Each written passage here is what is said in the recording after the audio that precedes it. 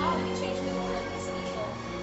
Well, let's meet Mary Grace Pagatuan, 18 years old. The elder sister of Marian Pagatuan, 14 years old, who disappeared since September 10, 2004.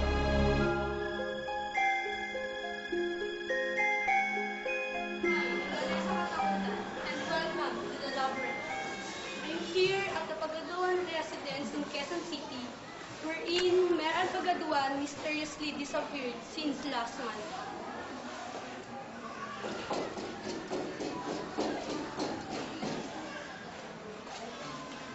What can I do for you, Miss? Good morning, Miss. I'm Vanessa Katakutan of Laboratory of NBN. Can I spare you a little time to interview you regarding the disappearance of your sister? Okay, come in. Have a seat, please. Thank you. Can I offer you something? No, thanks. We'd like to know what really happened to Marian Pagaduan. I don't like to do this, but I'm still hoping that she'll come back. All of the headline in the newspaper had a bizarre story about her. It started about 2 days before she disappeared. The day when I picked up the ring on the other side of the street, I was wondering at first, what would I do with it? I don't like the style of this, so I decided to give it to my sister. We were having a terrible argument, so me as her token of gratitude. But the next morning, I was so shocked. I can't believe she's leaving her clothes off and acting like a lunatic. Are you sure that the ring had something to do with it? I'm sure of it. She's missing the ring was some sort of the precious thing to her. I screamed at the top of my lungs as she plunged her 2 hands on my neck, down unconsciousness. And then what happened? When she regained her consciousness, she's perfectly okay. She's not doing any weird things. It was so horrible, believe me. But the next day, she was wild and tried to kill me. What did that happen? Where are your parents, anyway? They died when I was 10 years old. We live with Aunt, but she's in the province right now. Anyway, around 3 p.m. on September 10, I was dozing off. When I heard her scream, I kindly got out of my room and found her in the kitchen, shouting out loud. And she saw me. She screamed while saying, "You thief, you'll never get this, never thief, thief," and waving her hand with the ring like a madman. That was so horrible. But if the girl had an emotional problem with you, it was all the course of the string.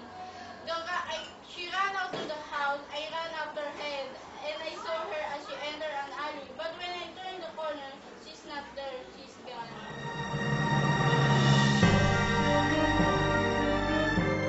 I handle the case of the ring.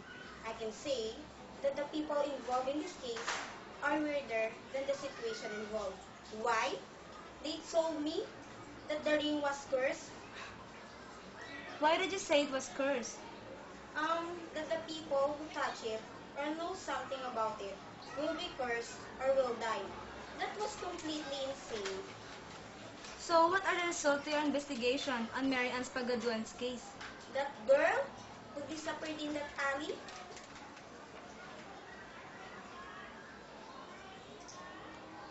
her elder sister must have been wrong to the alley, where she thought she saw her entered. It must have been the one on the right, where it would lead to the other street in the mountain. The street she was pointing was a dead end.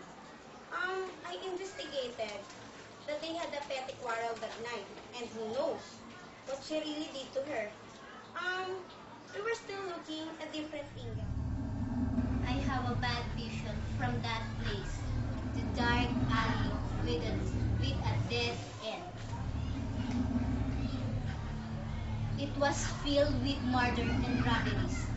But what really happened to the young girl was something extraordinary. I sensed that when she entered that place, she screamed and cried for help.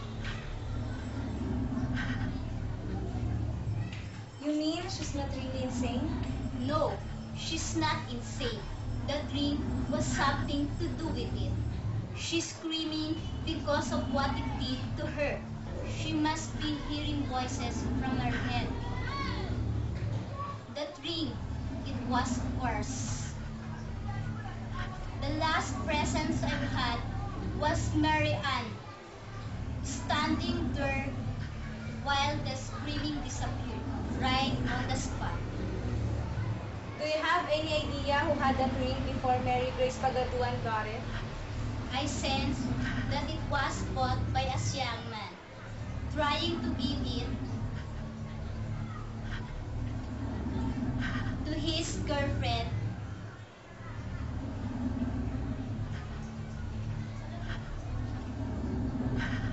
And he was fallen to his doom. The labyrinth investigated that before Mary Grace Pagaduan get that ring, a young man named Richard Angeles bought it in an auction at a certain pawn shop in Manila. But we couldn't locate Mr. Angeles, for we found out that he died in a hit-and-run accident as it was. We will feature the continuation of the story before Mary Grace Pagaduan gave the ring.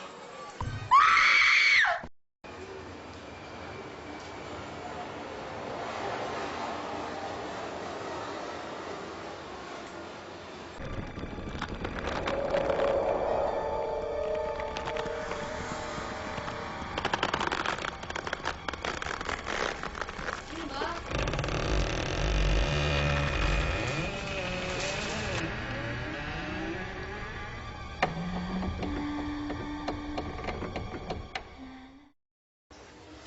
Ano nangyari doon sa mga yun? Malak makaligo na nga.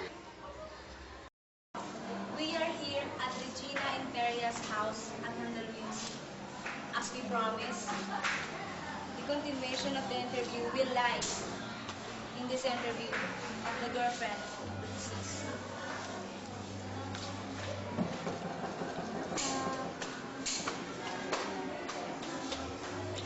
Sorry for nuisance. I'm Christina of the Labyrinth. Can I interview you for a minute? Hey,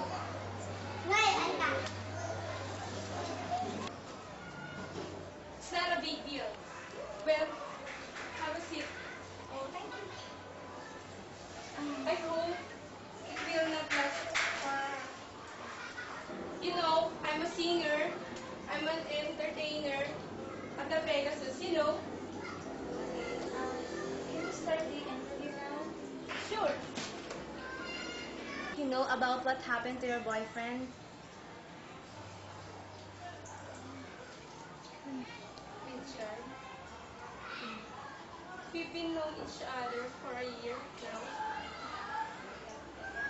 He's a dancer to a club next to mine.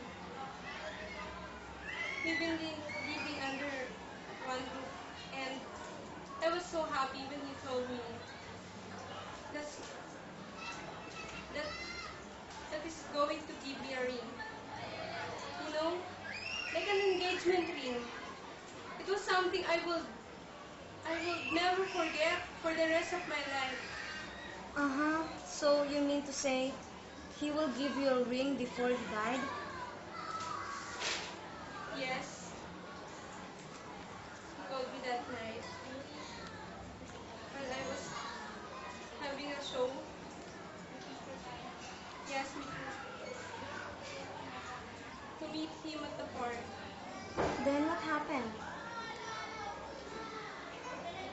I was already there before he reached things. Just when we crossed the street, he was hit by a car and died. I was shocked and insane that night to think about that day. It all came back to me after the funeral. They never found a ring with him. So you had no idea what it looks like? No, he didn't say either what kind of ring was that. The ring pulled the young man. So you mean to say that the original owner of the ring was someone who sold the ring to a pawn shop? Yes, this was probably a heirloom of an eccentric family. I remember that young man. It was horrible.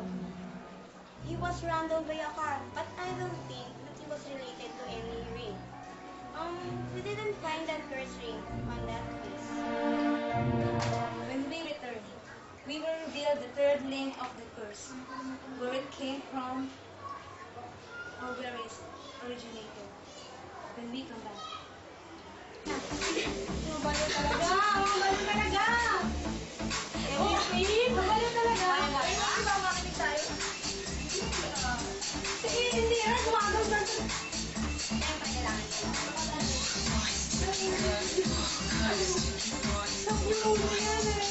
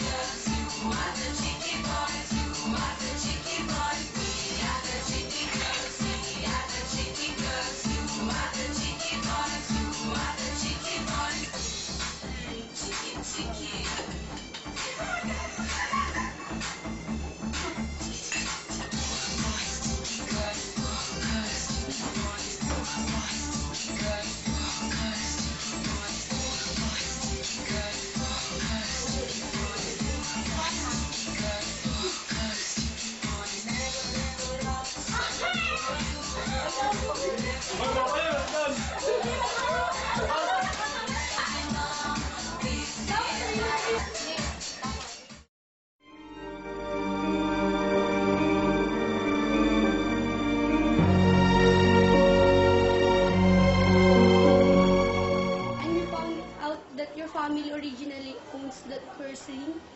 Yes. Bendaya family owns that ring. How come it passed down to these people? Did, an- did anyone look for it? I've been looking for that ring all my life. I've hired detectives, the most finest in this country, but it failed. You mean you didn't know what it looked like? The ring belonged to my family. It was a family heirloom over our countries. All the ladies of the Tendaya had it until my great-grandmother sold that ring. I've been looking for it since then. So it was believed to be really cursed. Yes, it was. Since it was gone, some of the girl in my generation dead, or some of them are unhappy. Any idea where your grandmother sold it? No, I don't. Even if I did, I'm afraid when I will cost them.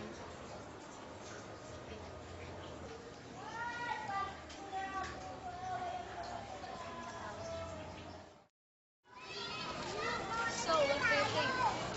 Is this a coincidence or a real act of a curse ring? Those people believe that there is a sinister force and unexplainable things in that case. You'll be the one to decide on that. Watch us again next week as we unfold another mystery here and that way.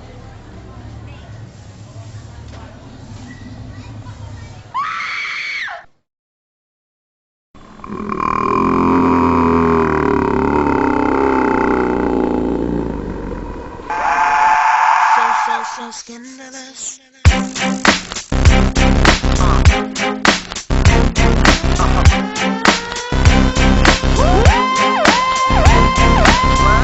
You know you wanna sing with us.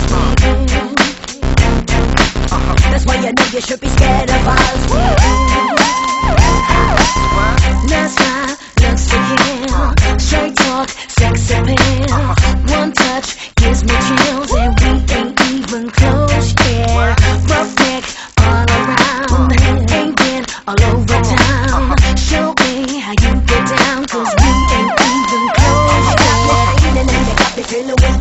Listen as I speak, 'cause I'm careful as a creep. You got me going crazy, and you know I can't sleep. I'm watching your moves, and you hypnotize me. You got me trembling like a little baby girl. You're so special, you're like diamonds and pearls. You got me spinning, and you got me in a twirl. You're my number one baby, and you come to rock my world. You're dangerous, just get it up. The way you move, so scandalous. It's all about the two of us. A one night stand just ain't enough. I need some stimulation, baby. A little conversation, maybe. You got me spinning round like crazy. There goes my baby.